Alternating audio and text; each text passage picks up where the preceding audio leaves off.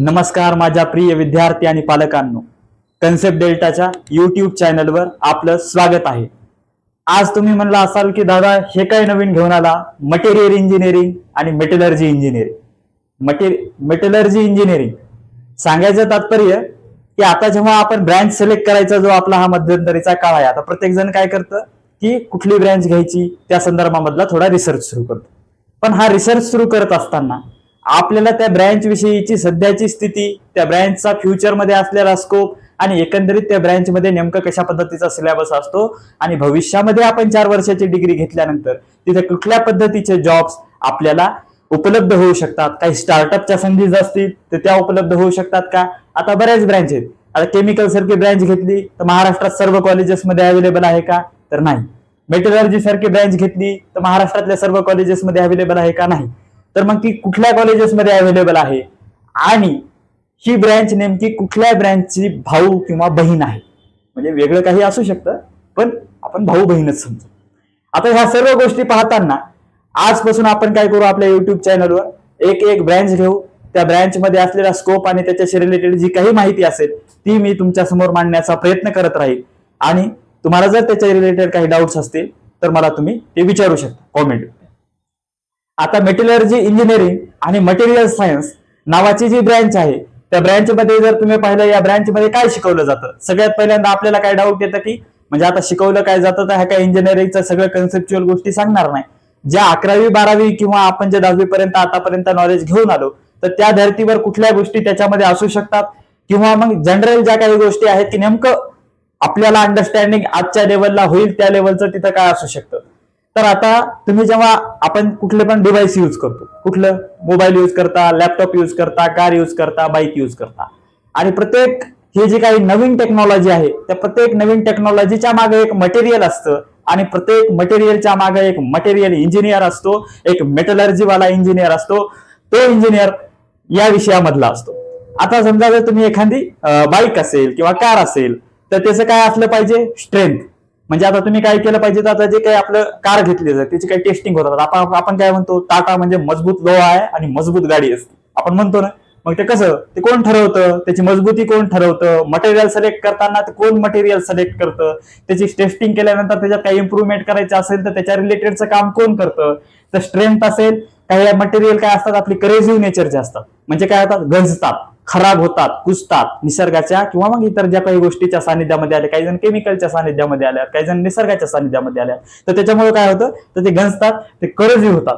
तर हे सर्व जे काही सायन्स आहे त्या पद्धतीचं जे काही असतं, आता हे इतक्या पुरतं, आता ठीक आहे फक्त मटेरियल म्हणलं किंवा मेटलर्जी म्हणलं हे फक्त मेटल पुरतं किंवा स्टील पुरतं मर्यादित आहे का, अल्युमिनियम परत आहे का, कॉपर असेल, यासारखे सर्व जे काही स्टील असतील. आता तुम्ही याच्यामध्ये सर्वात खास उदाहरण जर तुम्हाला घ्यायचं असेल तर एअरक्राफ्ट मध्ये काय असतं, आता आपलं विमान, आता विमानाला लँडिंग करावं लागतं, टेक ऑफ करावं लागतं, त्याच्यासाठी काय लागतं, लार्ज अमाऊंट मध्ये फ्यूल लागतं. मग हे फ्यूल, आता फ्यूल कधी लागू शकतं, तर स्वतःचं सेल्फ वेट, म्हणजे त्या विमानाचं स्वतःचं सेल्फ वेट, त्याची मजबूती सुद्धा कन्सिडर, म्हणजे मजबूती चांगली राहून त्याचं स्वतःचं वजन जर कमी करू शकलो तर ते लँडिंगसाठी, टेक ऑफ साठी काय असू शकतं, सोपं असू शकतं. मग ते एअरक्राफ्ट मध्ये कुठल्या पद्धतीचे अलाय वापरतात, तर त्या ठिकाणी सुद्धा कुठला इंजिनियर काम करतो, तो मेटलर्जी वाला इंजिनियर काम करतो. आणि मग स्ट्रेंथ असेल, करोजन असेल, आणि इतक्या आता बरंच आपलं सेमीकंडक्टर वाला, तर हे सेमीकंडक्टर वाला आले, सेमीकंडक्टर, नॅनो टेक्नॉलॉजी आणि बॅटरी मटेरियल. तर सेमीकंडक्टर तुम्ही पाहिलं असेल की आपल्या इथं मध्यंतरी एक वेदांत आणि फॉस्कॉन नावाची एक सेमीकंडक्टर चिपची काय येणार होती, कंपनी येणार होती महाराष्ट्रामध्ये. मग ते काहीतरी लोचा झाला आणि ती गुजरातला गेली. मग हे जे काही आहे त्याच्याऐवजी सेमीकंडक्टरचं येणाऱ्या काळामधलं जे काही आपलं इथलं भारतातलं मार्केट जे काही वाढणार आहे, तर त्याच्या संदर्भात जे काही मटेरियल्स लागतं तर ते मटेरियल सिलेक्शनचं काम, जे बॅकडोअरचं काम जे असतं ते मेटलर्जीवाले इंजिनियर असतील, मटेरियल सायन्सवाले इंजिनियर्स असतील, ती माणसं करतात. आणि मग नॅनो टेक्नॉलॉजी, आता नवीन टेक्नॉलॉजी, आता आपल्याला काय पाहिजे, प्रत्येक गोष्ट कॉन्सन्ट्रेटेड पाहिजे. म्हणजे आपण मोबाईल घेतला तरी आपण काय पाहतो, पूर्वी पहा मोबाईल कसे यायचे, असे फार जाड यायचे किंवा वजनाने जास्त असायचे. पण आता जर तुम्ही चांगल्या क्वालिटीचा, चांगल्या कंपनीचा किंवा जास्त पैसे खर्च करून नवीन टेक्नॉलॉजी मोबाईल घेतला तर ते काय असतं, फार म्हणजे वापरायला इझी असतं आणि असं फार त्याचं वजन नसतं. म्हणजे काय असतं, त्याच्यात फार म्हणजे गोष्टी कॉन्सन्ट्रेट केलेल्या राहतात. तर अशा जागी काय करतात, थोडं नॅनो टेक्नॉलॉजीचा सुद्धा युज करतात. आता बॅटरी मटेरियल्स, आता हे बॅटरी मटेरियल्स सुद्धा याच इंजिनिअरिंग मध्ये येतं. तर हे बॅटरी मटेरियल्स काय, तर आपण जे इलेक्ट्रिक व्हेकल्स ईव्हीचं सेक्टर आता काय वाढलं. म्हणजे आता तुम्ही जर पाहिलं असाल की 250-300 किलोमीटर पर्यंतच्या ईव्हीच्या जे काही म्हणजे क्षमता असणाऱ्या कार जाऊ शकतात. मग त्याच्यामध्ये तुम्ही अभ्यासाला पाहिलं असेल 12वीला लिथियम आयन बॅटरी, त्या बॅटरीचे काहीतरी टाइप्स होते. तर जे एकंदरीत ते जे आहे तर ते काय येतं तर या इंजिनिअरिंग मध्ये येतं. म्हणजे सांगायचं तात्पर्य याच्यामध्ये तुम्हाला फिजिक्स आणि केमिस्ट्री मधले कुठला पार्ट, जो मटेरियल्स वाला पार्ट, जो मेटल्स वाला पार्ट, जो काही आपण आजपर्यंत पाहिला तो पार्ट एकंदरीत या सिलेबसचा भाग असतो. त्याच्यामध्ये तुम्हाला हीट ट्रान्सफर असेल, थर्मोडायनामिक्स असेल किंवा मग फिजिकल मेटलर्जी म्हणजे आता फिजिकल म्हणलं तुम्हाला केमिकल फिजिकल लक्षात आलेच असेल की थोडं वरवर त्याची टेस्टिंग केल्या जाते, म्हणजे काही फिजिकल मेथड्स यूज करून. तर तेच असतं फिजिकल. तर ते तुमचं फर्स्ट इयरला तर तुम्हाला जे काही सगळीकडे काय असतं कॉमन सब्जेक्टच असतं प्रत्येकाला. पण सेकंड इयर थर्ड इयर पासून मी जे काही आता नावं घेतली ज्या काय असतील किंवा आपलं कास्टिंग, मेटलची कास्टिंग असेल, ती कास्टिंगची टेक्नॉलॉजी जी असते तर त्या संदर्भातले काही सब्जेक्ट तुम्हाला मेटलर्जीच्या इंजिनिअरिंग मध्ये भेटतात. आता या ब्रँच मध्ये काय शिकवलं जातं तर हे सगळा पसारा शिकवला जातो, हे तुम्हाला सांगितलं. याच्या पुढे गेलात तर फ्युचरमध्ये काय स्कोप असू शकतो. आता हे फ्युचर मधला स्कोप बोललात तर तुम्ही बॅटरी मॅन्युफॅक्चरिंग मध्ये आणि सेमीकंडक्टर मॅन्युफॅक्चरिंग मध्ये तुम्हाला या विषयामध्ये स्कोप असू शकतो. आणि पुढे जर गेलात आता जे आपलं डिफेन्स मध्ये, स्पेस मध्ये, रिन्युएबल एनर्जी मध्ये, हायड्रोजन एनर्जी मध्ये, यामध्ये सुद्धा, कारण ह्या ज्या टेक्नॉलॉजीज आहेत कुठलीही नवीन, मी सुरुवातीला सांगितलं कुठलीही नवी टेक्नॉलॉजी असेल तर त्याच्या मागे काय असतं मटेरियल असतं. आणि त्या मटेरियलच्या मागे कोण असतो तर मटेरियल सायन्स वाला जो इंजिनियर असतो किंवा मेटलर्जी वाला जो इंजिनियर असतो तो असतो. याचं पूर्ण नाव काय, मेटलर्जी अँड मटेरियल सायन्स असं त्याचं नाव आहे. मी फक्त मेटलर्जी लिहिले कारण सीईपी मध्ये फक्त त्याचं मेटलर्जी अशाच पद्धतीचं नाव आहे. आता डिफेन्स मध्ये, आता इथल्या कुठल्या कंपनीज ज्या आहेत की ज्या तुम्हाला डिफेन्समध्ये, स्पेसमध्ये या विषयामध्ये किंवा एनर्जीच्या विषयामध्ये तुम्हाला काम करण्याच्या संधी देतील, कुठल्या ऑर्गनायझेशन्स आहेत त्याच्यामध्ये, काय आपल्या भारत सरकारच्या काही ऑर्गनायझेशन आहे, इस्रो जे असेल, ISRO म्हणजे इंडियन स्पेस रिसर्च ऑर्गनायझेशन, तिथेही तुम्हाला संदेश भेटू शकतात. तिथे ज्या कॉन्ट्रॅक्ट बेसिसवरच्या ज्या संदेश असतात तर कदाचित कॉलेजमधूनही त्या पद्धतीच्या हायरिंग होऊ शकतात. म्हणजे असं फिक्स नसतं त्यांचं की दरवर्षी बाकीच्या म्हणजे प्रायव्हेट कंपन्यांसारखे ते हायरिंग करतील, पण ते कॉन्ट्रॅक्ट बेसिस. जर तुम्हाला तिथं परमनंट जॉब असतील तर ते गेट थ्रू तिथं त्यांची एंट्रीज होती. DRDO, defence research and development organisation, जे आपलं भारत सरकारचंच आहे, तिथेही तुम्हाला संधीच उपलब्ध होती. BARC भाभा म्हणजे डॉक्टर होमी भाभा जे त्यांच्या नावानं सुरू केलं भाभा ॲटॉमिक रिसर्च सेंटर, जे की आपल्या तारापूरला मुंबईला आहे. तर त्या ठिकाणी सुद्धा तुम्हाला ज्या काही त्यांच्या एक्झाम्स असतील किंवा मग काही डायरेक्ट एंट्रीज असतील ज्या तुमच्या कॉलेजच्या मार्क्सवर, तिथून भेटू शकतात. टाटा स्टील असेल, JSW असेल, वेदांता, म्हणजे सुरुवातीला मी जे सेमीकंडक्टरच्या विषयामध्ये बोललो वेदांता आणि फॉस्कॉन, त्याच्यातली जे वेदांता आहे त्याच्यामध्ये, टाटा मोटर्स मध्ये तुम्हाला संधी उपलब्ध होऊ शकतात. हा काय झाला फ्युचरमध्ये म्हणजे हे मॅन्युफॅक्चरिंग हे तर झालं. तुमच्यासाठी फ्युचरमध्ये हा स्कोप या ब्रँचच्या माध्यमातून उपलब्ध होऊ शकतो. आता गव्हर्नमेंट जॉबच्या विषयामध्ये बोलायचं झालं तर असं जसं की मेकॅनिकल, इलेक्ट्रिकल आणि सिव्हिल इंजिनिअरिंग यांच्यासाठी काय असतं, गव्हर्नमेंटमध्ये ज्या काही त्याच्याशी रिलेटेड म्हणजे सिव्हिलमध्ये जे असेल ते PWD असेल, वॉटर कन्झर्वेशन असेल किंवा जलसंवर्धन, आपल्या जे काही पाण्याशी रिलेटेड जे काही तुमचे डिपार्टमेंट असतील तर तिथे काय होतं तुमचं सिव्हिल इंजिनिअरिंगच्या रिक्रुटमेंट होतात, म्हणजे ते गव्हर्नमेंटचं. आता हे ह्या 3 झालं, पण याच्यामध्ये काय आहे की तुमच्या मेटलर्जीमध्ये असा स्पेसिफिक काही स्कोप नाही गव्हर्नमेंटमध्ये. त्याच्यामध्ये तुम्ही गव्हर्नमेंटमध्ये फक्त काही जागी जाऊ शकता गेट थ्रू PSU म्हणजे पब्लिक सर्व्हिस अंडरटेकिंग जे असतात, किंवा ONGC oil and natural gas corporation जे आहे ते म्हणजे आपलं गव्हर्नमेंटच आहे. तर याच्यामध्ये तुम्हाला संधी उपलब्ध होऊ शकतात, पण असं मेजर मोठा काही स्कोप या ब्रँचच्या माध्यमातून गव्हर्नमेंट मध्ये नाही. तर ह्या काही थोड्या बहुत संधी उपलब्ध आहेत, त्याचाही तुम्ही फायदा. बाकीच्या काय असतात ते कोण पण डिग्री केलं तर ते MPSC UPSC देता येतं, ते वेगळं. मी टेक्निकल विषयामध्ये बोलतोय सगळं. आणि स्टार्टअपच्या काही संधी उपलब्ध होऊ शकतात का, आता स्टार्टअपच्या विषयामध्ये बोलायचं झालं तर तुम्ही आता जे काही लिडिंग स्टार्टअप असतात तर ते तुम्ही पाहिलेले असतात की ते सगळे काय असतात टेक फील्ड मधले असतात. म्हणजे कोणीतरी म्हणजे असं ओला, उबेर हे असलं काय, हे कुठले तरी स्टार्टअप होते, त्याच्यानंतर ते मोठ्या कंपनीज झाल्या त्या. तर मग हे जे काही स्टार्टअप्स असतात तर ते सगळे जवळपास काय दिसतात तुम्हाला टेकचे रिलेटेड होतं. आणि टेकमध्ये काय होतं की एक फास्ट ग्रोथ होते आणि त्या पद्धतीचा पैसा सुद्धा त्या ठिकाणी भेटतो. पण जर तुम्ही स्टार्टअपच्या विषयात मेटलर्जी सारख्या ब्रँचमध्ये जर तुम्ही स्कोप पाहिला तर इथं तुम्ही म्हणजे तुमची ॲबिलिटी थोडं शिकण्याची आणि तग धरून राहण्याची आणि जास्त काळ नवीन गोष्टी मार्केटमध्ये काय चालल्यात ते माहीत असण्याची, आणि याच्यामध्ये असं फास्ट ग्रोथ नसते. म्हणजे तुम्हाला फार एक मोठा पिरियड त्या काळामध्ये त्या विषयामध्ये घालावा लागतो. त्या विषयामध्ये मग तुम्ही जर काम केलं तर मग तुम्हाला एक लॅब, म्हणजे आता जे काही मटेरियल्स असतात तर त्याच्या टेस्टिंगची लॅब स्वतःची टाकू शकता. आता म्हणजे मेटल्स मध्ये जे 3D प्रिंटिंगचा जो विषय आहे त्या विषयामध्ये काम करू शकता, किंवा मेटल फॅब्रिकेशन वर्कशॉप असेल. तर ह्या गोष्टी तुम्हाला वाटायला छोट्या वाटतात, पण ज्या काही मोठ्या मोठ्या JSW सारख्या कंपनीज असतील किंवा टाटा स्टील असेल, ह्या कंपनीज आहेत, ह्या कंपनीज कुठेतरी एखाद्या स्मॉल स्केलवरच सुरू झालेल्या असतात. तर त्यांनी कुठेतरी एक दोन पिढी पुढे गेल्यानंतर ते अशा एवढ्या मोठ्या प्रमाणात एक्सपांड झालेले असतात. सांगायचं तात्पर्य की इथला स्टार्टअप हा तुमच्या टेक फील्ड सारखा स्टार्टअप नाही की जो 8 दिवसात 10 दिवसामध्ये तयार होईल, किंवा मग त्याची मार्केटिंग चांगल्या पद्धती झाली तर 2-4 वर्षाच्या काळामध्ये ते मोठा बूम घेईल आणि मार्केटमध्ये त्यातून चांगल्या पद्धतीचा रेव्हेन्यू जनरेट करेल. तर तशा पद्धतीचं इथे नसतं. आता सगळ्यात महत्वाचं म्हणजे मी हे सुरुवातीला सांगायला पाहिजे होतं, पण एक आतापर्यंतची जी काही माहिती सांगितली तर ती माहिती सांगितली ती काही वाया जात नसती, म्हणजे जे काही सांगितलं ते. तर आता महाराष्ट्रामध्ये ही ब्रँच कुठे उपलब्ध आहे, तर ही ब्रँच महाराष्ट्रामध्ये फक्त एकाच कॉलेजला उपलब्ध आहे, आणि त्या कॉलेजचं नाव आहे COEP टेक्नॉलॉजिकल युनिव्हर्सिटी. आता या विषयामध्ये आता तुम्ही काय करू शकता की थोडं मेकॅनिकल असेल, मेटलर्जी असेल आणि मॅन्युफॅक्चरिंग असेल, ह्या तिन्ही ब्रँच ज्या आहेत त्या मिळत्या जुळत्या थोड्या बहुत आहे. म्हणजे असं फारच मिळतं जुळतं नाही, पण थोडं बहुत मिळतं जुळतं आहे. तुम्ही असं म्हणू शकता की हे सख्खे बहीण भाऊ आहेत समजा. तर हे सख्खे बहीण भाऊ आहेत. तर पहिले आता तुम्हाला काही जणांचं काय राहतं की नाही दादा मला काय पाहिजे की मला COEPच पाहिजे.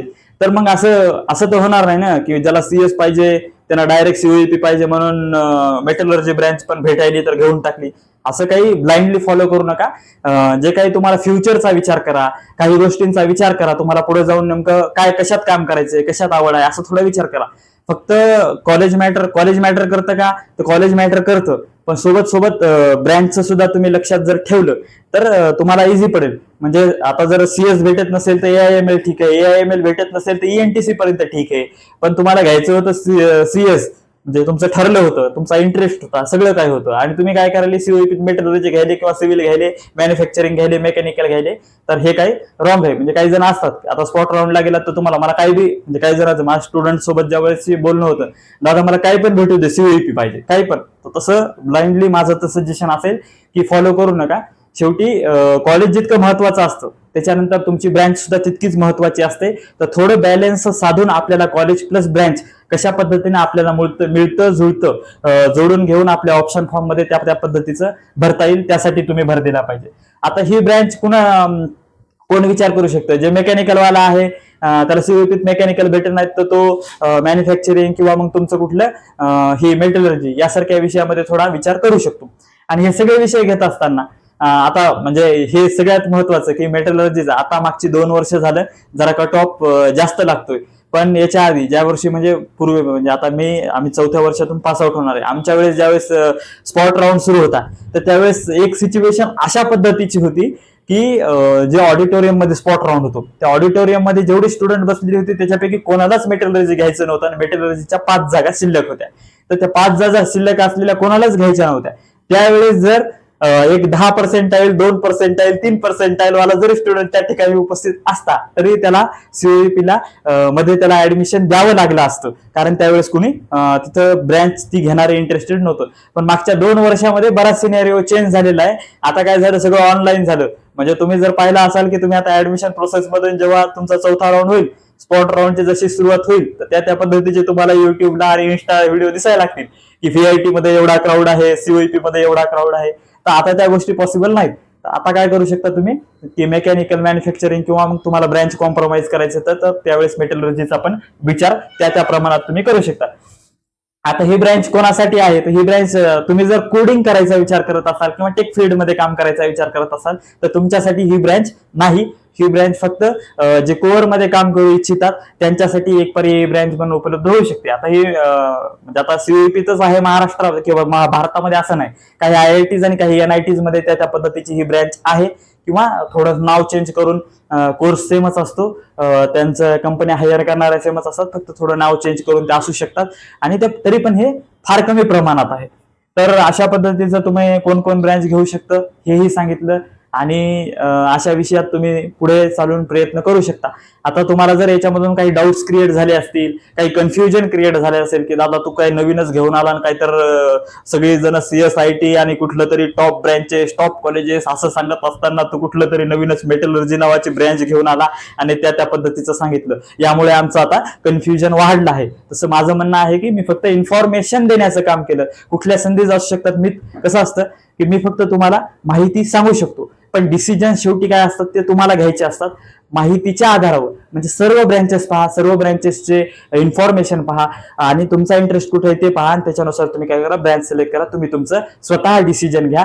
आणि जर तुम्हाला जर त्याच्यामध्ये माझ्या तुम्ही डिसिजन्स घेताना काही इन्फॉर्मेशनचे किंवा काही गोष्टींची मदत हवी असेल, आता मी याच्यातलं एक सांगायचं राहिलं, दादा याच्यात प्लेसमेंट आहे का, सॉरी हे सांगायचं राहिलं.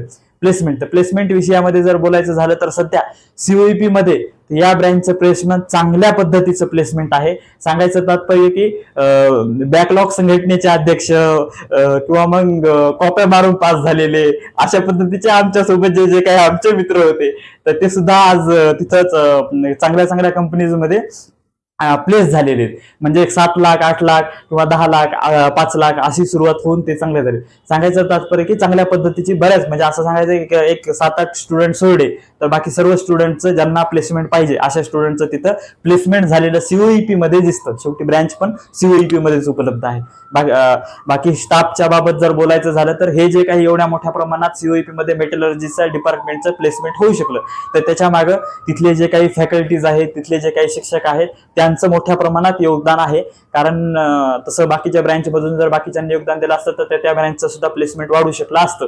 तर तसं त्या बाबतचं काही कन्फ्युजन, डिपार्टमेंट पण चांगलं आहे, बाकीच्या गोष्टी झालेल्या आहेत कवर. तुम्हाला जर या विषयामध्ये आणखीन गायडन्स पाहिजे असेल तर डिस्क्रिप्शन मध्ये मी काय करतो की व्हॉट्सअप ग्रुपची लिंक देतो. त्या व्हॉट्सअप ग्रुपवर तुम्ही काय करू शकता, क्लिक करून जॉईन होऊ शकता. तिथे ऍडमिन मी असेल तर मला तुम्ही पर्सनली सुद्धा मेसेज काही डाऊट्स असतील तर तुम्ही विचारू शकता. आता अनेकांनी एक्सपेक्टेड काय केलं असेल की तुमचे मार्क्स जे असतात तर ते मार्क्स पाहिले आता, म्हणजे एक्सपेक्टेड म्हणण्यापेक्षा मार्क्स आता तुम्हाला कळूनच गेलेत. आता एक्सपेक्टेड तुम्ही काय केलं असेल की कुठेतरी ब्रँच म्हणजे काय म्हणतात पर्सेंटाईल प्रिडिक्टर नावाचा एक आता नवीनच कन्सेप्ट आला समजा, म्हणजे तो जुनाच आहे पण आता जरा त्याचं मार्केट वाढलं. तर त्याच्यावरून तुम्ही जे काही पर्सेंटाईल कॅल्क्युलेट केलेलं असेल, तसं आपल्याकडे पर्सेंटाईल प्रेडिक्टर नाही. ते खाली मी काय करतो, conceptdelta.in ही जी आपली वेबसाईट आहे त्याची मी डिस्क्रिप्शन मध्ये काय करतो, लिंक देतो. आणि त्याच्यावर तुम्ही गेलात तर तुम्ही काय करा, तुमचे पर्सेंटाईल टाका, तुमचं जे काही इतर डिटेल्स असेल कॅटेगरी किंवा मेल फिमेल जेंडर आणि स्पेशल कोटा डिफेन्स हे मायनॉरिटी असं काही भरलं तर फाइंड माय कॉलेजेसवर क्लिक केला तर तुम्हाला कुठले कॉलेजेस भेटू शकतात, कुठल्या ब्रँच भेटू शकतात तुमच्या पर्सेंटाईल नुसार तर ते दिसेल. वरी तुम्ही टॉप लेफ्ट कॉर्नरला तिथेच जर डाउनलोड नावाचं बटन आहे त्या डाउनलोडवर क्लिक करून तुम्ही काय करू शकता, डाउनलोड करू शकता. तुम्ही जर आणखी डॉक्युमेंट काढले नसेल तर डॉक्युमेंट काढा, कुठले डॉक्युमेंट्स लागतात, कुठल्या कॅटेगरीनुसार हे जर पाहायचं असेल तर वेबसाईटला जा, डॉक्युमेंट सपोर्ट मध्ये जा, कॅटेगरी सिलेक्ट करा आणि ते डॉक्युमेंटचं सुद्धा PDF तुम्ही डाउनलोड करू शकता. आणि जर कॉलेज प्रेडिक्टर मध्ये तुम्हाला JEE वरून कुठले कॉलेजेस भेटतात ऑल इंडिया कोट्यामधून हे पाहायचं असेल तर पर्सेंटाईलच्या जागी JEE चे पर्सेंटाईल टाका. आणि स्पेशल कोटामध्ये जर तुम्ही एकदम शेवटचा ऑप्शन ऑल इंडिया सिलेक्ट केलात आणि फाइंड माय कॉलेजेसवर क्लिक केलात तर तुम्हाला JEE थ्रू कुठले कॉलेजेस भेटू शकतात तेही दिसेल. या सर्व गोष्टीची डिस्क्रिप्शन मध्ये लिंक देतो आणि तुम्हाला जर पाहिजे असेल संपर्क तर तुम्ही त्याच माध्यमातून संपर्क करू शकता. एवढंच बोलतो, थांबतो. पुन्हा नवीन विषयामध्ये, नवीन ब्रँचच्या विषयामध्ये आपण पुन्हा या चॅनलवर भेटू. पाहिजे असेल तर लाईक शेअर सबस्क्राईब तुमच्या हिशोबाने करायचं तर करू शकता. आवडला असेल, काही सजेशन्स असतील, काही डाऊट्स असतील तर तुम्ही कॉमेंटमध्ये त्या पद्धतीचं विचारू शकता. एवढंच बोलतो, थांबतो. धन्यवाद.